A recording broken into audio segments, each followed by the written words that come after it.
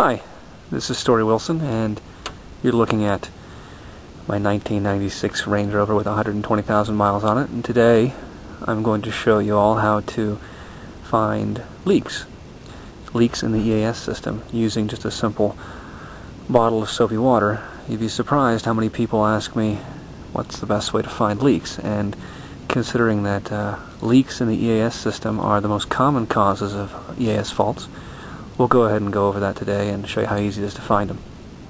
Here we have just a regular bottle of, I've emptied whatever the contents were, and I just put in some water and some dish soap, and it's just, as you can see, just soapy water that we're going to spray on the different EAS O-ring components.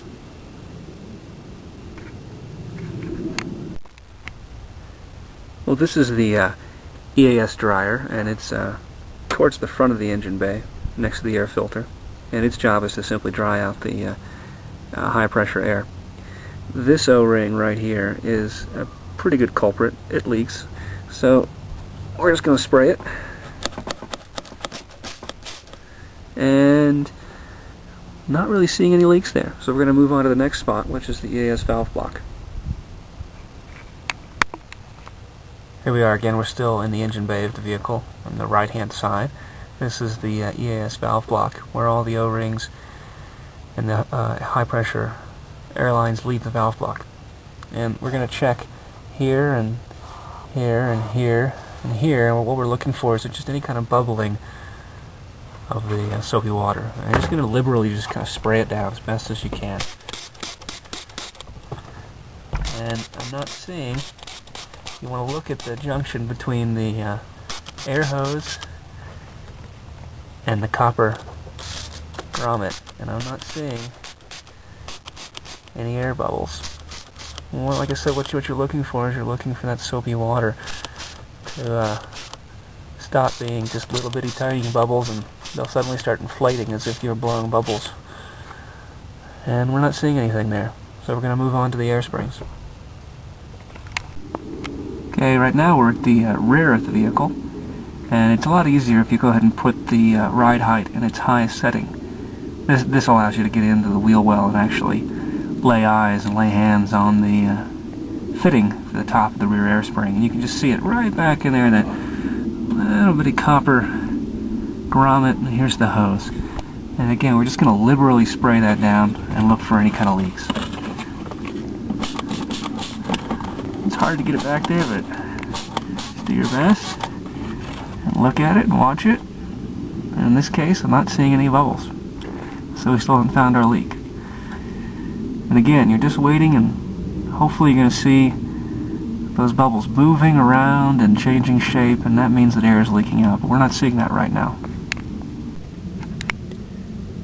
Well, we're over here on the front air spring.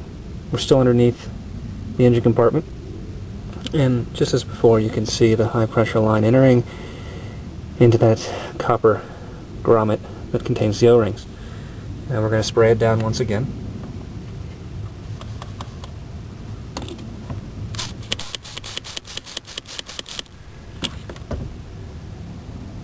And we're not really showing any leaks. Actually, well, showing maybe just a small leak, and if you can see it, there you go, you can see those little bubbles forming there, and I'm glad we have one. It means I have a little work to do, but it means for all you can actually see what a leak looks like. See those 5-6 large bubbles forming at the base there, and I bet you if I wiggle this line, it might change. No. But I've got a really minor leak there. Very minor. And it may be nothing I need to worry about.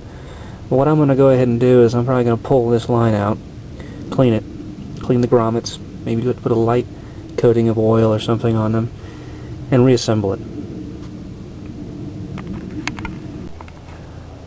Well, we've gone over some of the major areas and some of the major culprits for EAS leaks, and I have to add that there are other areas in the vehicle that can leak. You need to check your EAS schematics, and if you can't find a leak but you know you have one, well, there are other places to check. I'm just not going to go into that today. There are places inside the valve block, there are places off of the main air reservoir, and any of the actual airlines themselves can leak, so there are other areas to check. But we did find a really minor one today. It's not really that consequential, and probably in fact not even going to repair it. Let me also reiterate before we leave that you need to be really careful when you're monkeying around your car and you've got a leak. Don't go climbing underneath it without putting some jack stands on the frame. Don't go sticking your head in the wheel well unless you got some jack stands on the frame to protect yourself. But that's it, and hopefully you were able to see what an EAS leak might look like.